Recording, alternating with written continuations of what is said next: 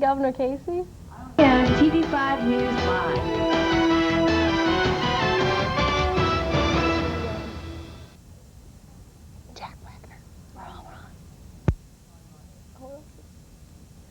Good evening. It's Tuesday, March 12, 2002. I'm Kelly Snow. And I'm Autumn Giles. Tonight, our top story. Clarion State Police are investigating a robbery at King's Jeweler in the Clarion Mall. Just after midnight, the alarm at the jewelry store sounded and police went to the scene. When police arrived, they found that someone had smashed a window at the entrance to the mall and then smashed a window at King's Jewelers. The yet unknown suspects left with an undisclosed amount of jewelry. State police are asking for your help. If you have any information on the robbery, call police at 814-226-1710. A cash reward of up to $1,000 is available. Bob Casey's has announced his new running mate, Jack Wagner. Okay.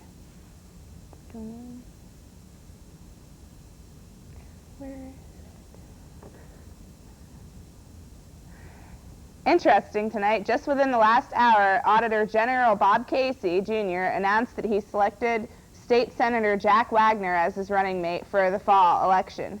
This news has just been announced in the last few minutes. Look for more tomorrow night on TV5 News Live. An attorney representing the two men suing the county over its anti-weapons ordinance at the courthouse filed a written notice March 8th demanding an answer from the county within 10 days. William Strong filed the lawsuit on February 4th. His clients are upset because they were unable to carry handguns in the courthouse.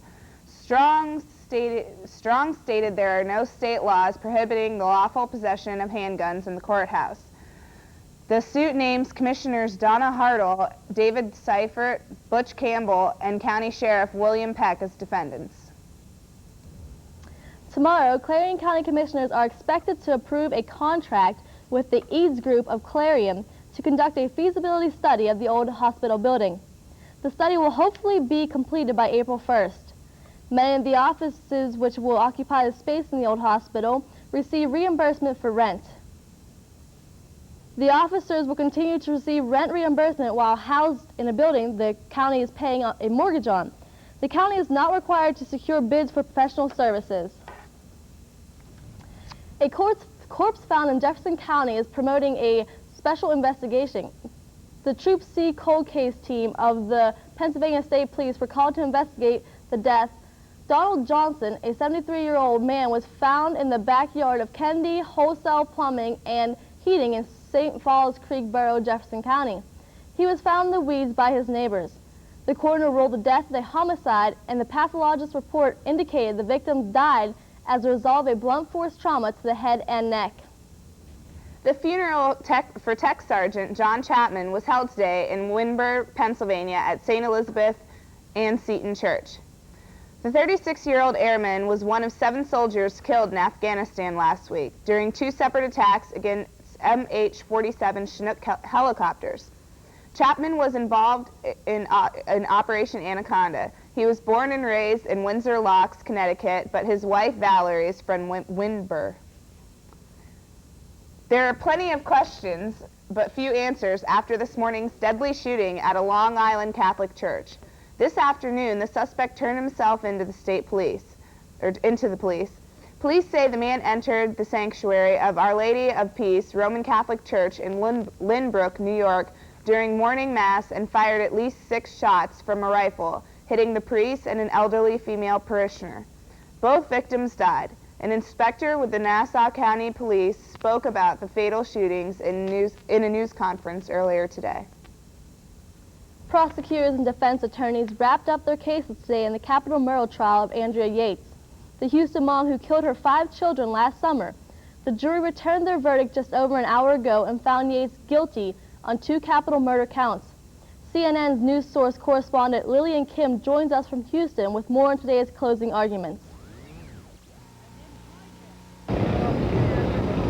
She has pleaded not guilty by reason of insanity, and now after 3.5 weeks of testimony, the fate of Andrea Yates is now in the hands of a jury.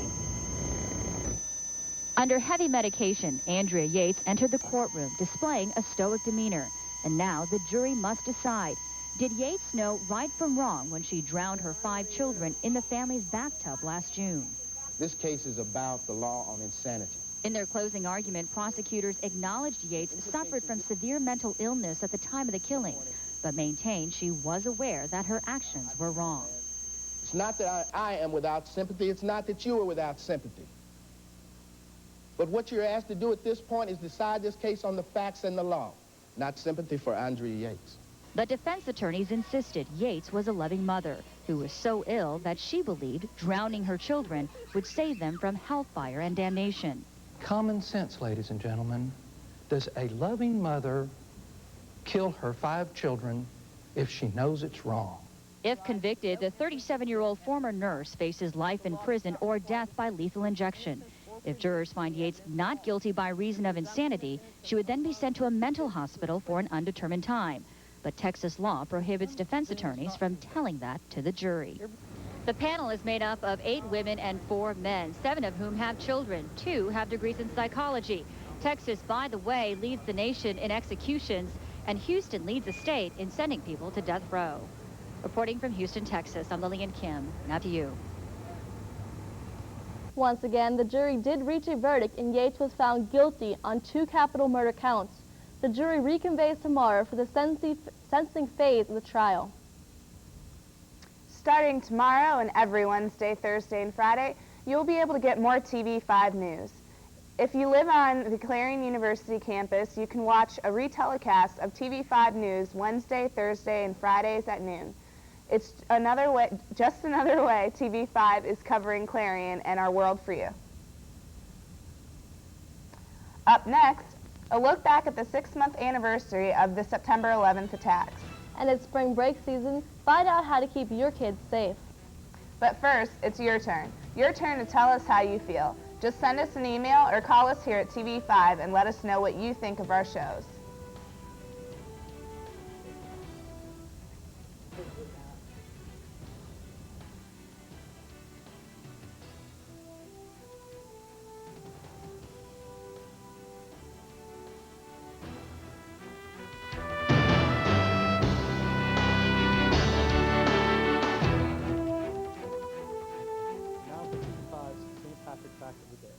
Did you know in 2000, 33.1 million U.S. residents said they were of Irish ancestry?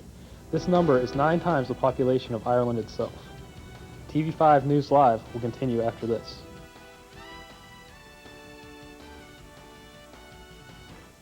This portion of the programming was brought to you by the Clarion Bowl Arena, located on Route 322, 1 mile east of Clarion. Bowl Arena offers rock and bowl every Friday and Saturday night, and a game room with 8 pool tables and arcade games. Bowl Arena also offers bumper bowling for kids' birthdays and league play for adults. Call 764-3471. Again, that's 764-3471.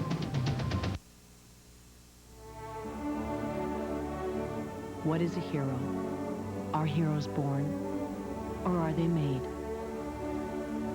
In after-school programs, your kids will uncover hidden strengths, discover they have the power to change their future, and find the hero inside themselves. Let us know you on after-school programs in your area. Call 1-800-USA-LEARN. After-school programs, helping kids find the hero within.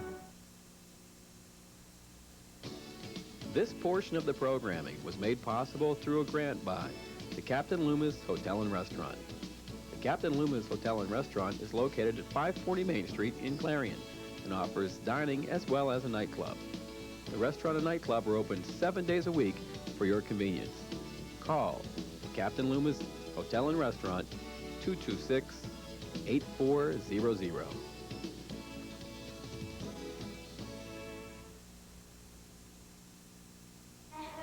I'm the best thing you ever had. Only things I'm guilty of, giving you too much love, making you crazy, making you right, making me fall, making me suspect.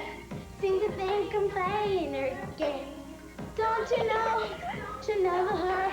This is me. There's a better way to have fun with history. Visit americaslibrary.gov. Log on, play around, learn something. You're watching TV5 with Zeta Tau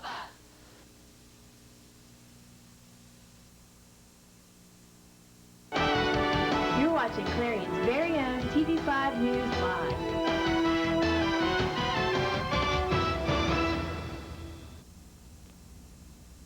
Yesterday marked the 6-month anniversary of September 11th attacks. Monday evening, a memorial called Tribute of Light was illuminated near Ground Zero. The memorial consists of 2 columns of light beamed upward, invoking the fallen towers. Services were held all over the country to mark the event. But tonight, we take a look at a part of the tragedy that hit a little closer to home. Our Mark Despotakis has a story of the memorial in Shanksville, Pennsylvania. And then at 10 o'clock, a story that hit much closer to home, and Carrie's going to give us some more details on it in just a few minutes here. United Airlines Flight 93 crashed in Shanksville, Pennsylvania. That is near the Somerset area. That was just a piece of the story, now just over 6 months old. America and the world stood still and watched the nation under attack. In the last few days, we have seen the horrific events of 9/11 play out in front of us yet again.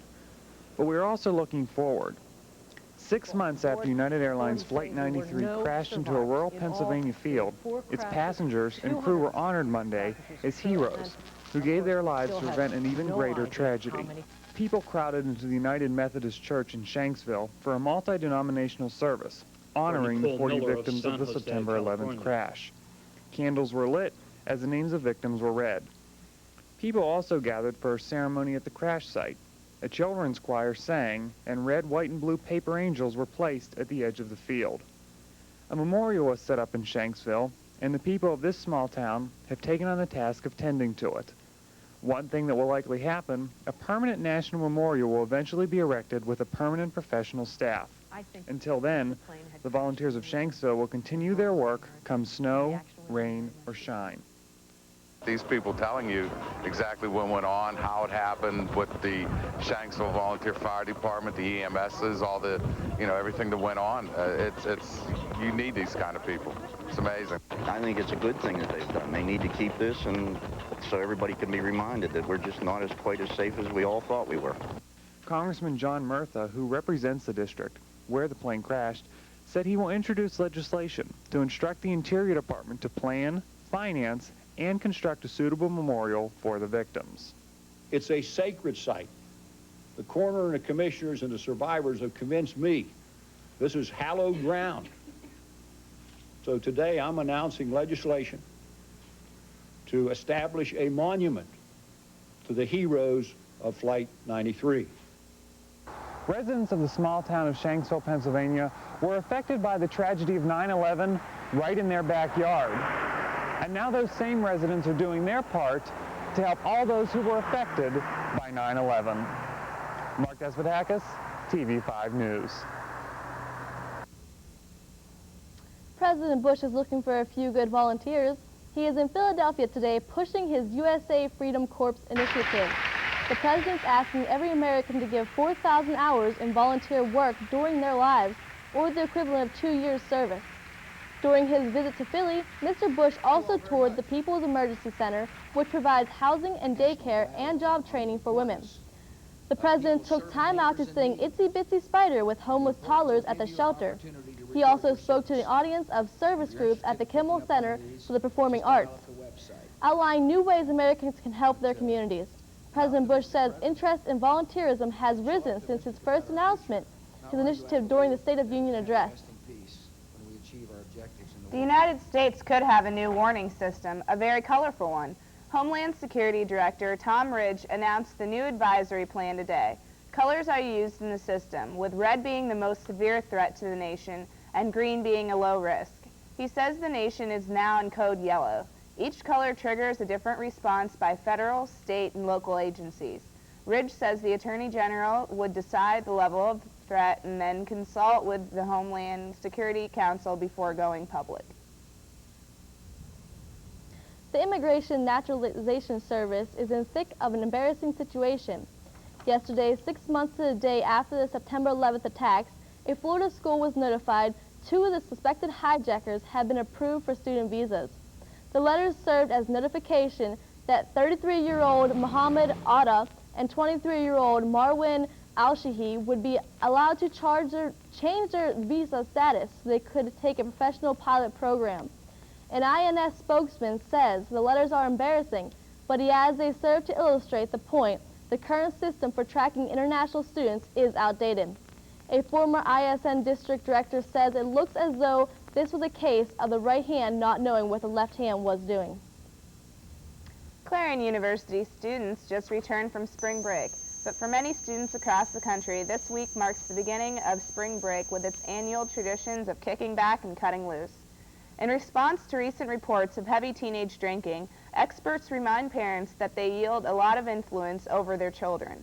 As Pat Neal reports, those parents and the nation's schools are being urged to exercise their influence. Spring break. Party time for students across the country. Thousands are hitting the beach to soak up sun and have some fun. Many young people say it's fun to drink a lot. It's just party central, people drinking, and it's just the best place to be. If students seem unaware of the pitfalls of excessive drinking, perhaps their parents do. A recent poll by the Century Council shows that 3 out of 4 parents said they'd spoken with their child about the dangers of underage drinking within the past month. But only 1/3 of the teens surveyed said they could remember the conversation. Industry leader Bacardi hopes the new generation will become more responsible drinkers and urge parents to be more involved. Research is showing us that good old-fashioned parenting is critical in helping our children gain self-confidence. We know when they're confident, they will not fall for peer pressure. And that's what we all need to work together on. Teachers are ineffective. When he was 15, Oliver Gans gave in to that pressure. Just follow the group and do what they're doing, which a lot of times is drinking. That they open and frank communication with his mother helped change that. It's a child knowing that he can come to his parents and that they're going to work through that as a team together. You have a responsibility to give back to the world. If you do the alcohol, you're drinking, it is going to diminish your ability to give that gift back. Experts say early intervention is extremely important. Schools focus on building self-esteem. They are teaching a 4th R, responsibility. So when students have a wild time during spring break, they'll remember all the fun they had when they wake up without a hangover. Pat Neal reporting. Up next is winter weather gone for good. Kelly Martin is in with your TV5 weather forecast. But first, here's a look at tonight's stock report. Stay with us as TV5 News continues after the break.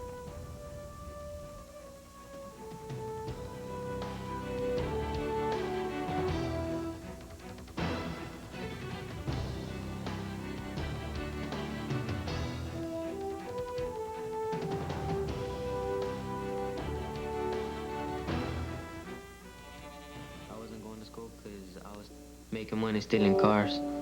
Well, I was 10 when I first got involved with drugs. I skipped school because, you know, nobody cared. When I first got pregnant, school was not important to me, so I dropped out. Well, if I don't finish school, then I can't go to college. I mean, that's the whole point of what I want to do with my life. I still need to go to school to make it for myself. I think I'm happier now. I know I'm happier now. This portion of the programming was made possible through a grant by Fox's Pizza Den. Fox's Pizza Den is located on Old Route 66 in Clarion and offers all-day delivery. Phone 226-5555. That's 226-5555. Fox's Pizza Den is open 7 days a week for your convenience. Phone 226-5555. You know, we sing for millions of girls, but helping out in schools, that's the real deal, baby. I know our love can multiply. I'm the cute one, you know what I'm saying? Have you ever been backstage before? I think you'll find that gravity is key in what I do. Once was one, but now we're two. I'm spinning out of My bad. Oh. This portion of the programming was made possible through a grant from Clarion Hospital. Clarion Hospital is located off of Exit 9 of Interstate 80. Clarion Hospital offers outpatient services, transitional care, as well as an emergency room open around the clock every day of the year. More than 400 employees and 80 physicians work to serve the community. Call the Clarion Hospital at 226-9500.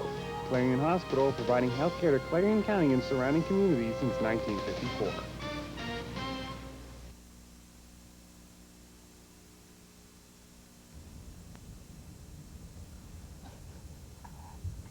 You're watching Clarion's very own TV5 News Live.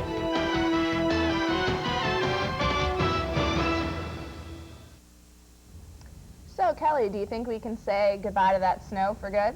I'd hope so. We'll take a look at the satellite map to see if it is or not. As the satellite map is indicating, there is much cloud coverage over the northeast region. The area by the Great Lakes appears to be the only spot without a lot of clouds above the area. With all the clouds, it is hard to tell whether there are rain or snow clouds. Let's take a look at the current front map to see what weather conditions we have coming our way. The current map is showing that there is much activity in the northeast area, while the west coast appears to be quite comfortable. It is possible that mild to near to heavy snow will be reaching Clarion tonight or early tomorrow morning. With the snow, there's much wind factor contributing to weather. We'll take a look at tomorrow's front map to see if the snow is coming. Tomorrow's front map is showing that they expect that snow is turning into rain. It also looks like the rain is bringing a cold front with it. In Canada, a snowstorm is beginning to develop. It is probable that the snow from there will be carried to Clarion with a strong wind. Let's take a look at the 5-day forecast to see if the snow or rain is expected. Wednesday, high 59, low 34, cloudy. Thursday, high 61, low 40, partly cloudy. Friday, high 61, low 32, light rain. Saturday, high 50, low 25, partly cloudy. Sunday, high 54, low 30, partly cloudy. I don't know if it's time to say goodbye to those winter jackets yet, but we can only hope. Thanks, Kelly. Thanks. Speaking of snow, the makers of the new animated film, Ice Age, are hoping for a blockbuster, but someone is out to bust more than their chops. CNN's Jeannie Moos has a $10 million story that pits a hybrid rodent against a prehistoric mammal. What do you get when you cross a squirrel with a rat? A scrap fight. The first mistake was when they stole my Scrat. With its animated movie, Ice Age, 20th Century Fox is about to make this character a star. And Scrat. Only this character says Scrat is hers. Millions of people associate Ivy Supersonic as the creator of Scrat. Do they think they can get away with this? Ivy Supersonic is a New York hat designer and promoter. 3 years ago, she says she spied a squirrel that looked kind of like a rat. Thus was born her Scrat. This is going to be $100 million. I got the next Mickey Mouse. Ivy admits she's no wallflower when it comes to promotion, particularly self-promotion.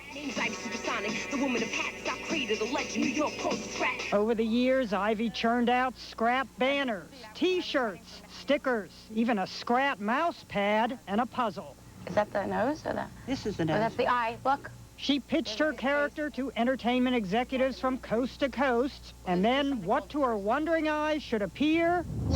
Scrat, the movie star. Hey, buddy, you see any humans go by here? Scrat squeaks softly, but carries big shtick. There's the Whack-A-Scrat game at the movie's website. There are posters, tie-ins to Burger King, books. I've been jacked, Jeannie. As in hijacked, robbed. Ivy's going to court seeking $10 million. That's an 8-figure Scrat. But the folks at 20th Century Fox say their Scrat was created by an award-winning animator inspired by a prehistoric mammal known as a leptictidium. And that Ivy's Scrat is based on copyrighted art of a beaver. This is the year of the Scrat attack. In her court papers, Ivy notes both mention the bushy tail that's nowhere to be seen on the leptictidium. Ivy spelled Scrat with a Q. The movie makers used a C. No matter how you're going to spell the Scrat, S-C-S-K-S-Q, it all spells Scrat. Started out a love between a squirrel and a rat. Now looks like a fox, but it smells like a rat. To the movie makers, Ivy is poison. I'm a multimillionaire, just waiting to get paid. To which 20th Century Fox says she has no case and we're not giving her a dime. Looks like everyone's trying to hoard their nuts. Jeannie Moe, CNN. Scratting, baby. New York. A special program note for you this Thursday night. Tune in for TV5 News' special presentation. The Harlem Globetrotters will be in town, and TV5 Sports will have a preview of the game live from Tip and Jim at 5 p.m. on Thursday. Look for interviews with the Globetrotters as well as some other surprises. Following the preview, look for a special hour-long edition of Greenworks, followed by TV5's normal programming. That all starts this Thursday night at 5 p.m. right here on Clarion's very own TV5. Up next, Kara Guyton will be here with tonight's sports. But first, here's a look at tonight's Pennsylvania lottery numbers. Hope you're a winner.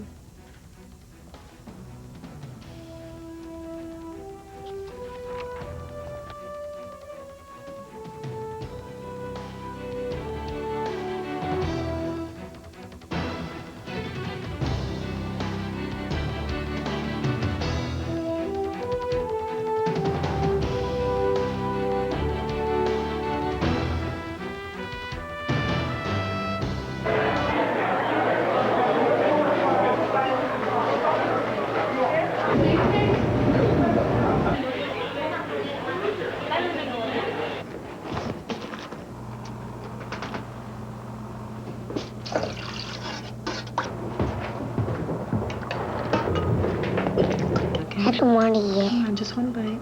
I don't like it.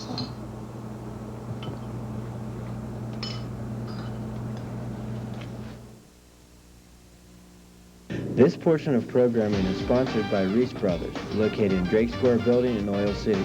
Reese Brothers offers a competitive hourly wage, plus daily bonuses, flexible scheduling, company-sponsored health benefits, and paid professional training. Call today at 1-800-365-3500, extension 684, or 677-9236 for your personal interview, or stop by and visit the Drake Square Building.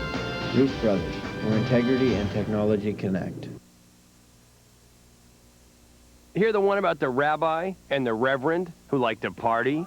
A community coalition got them together with local restaurant owners.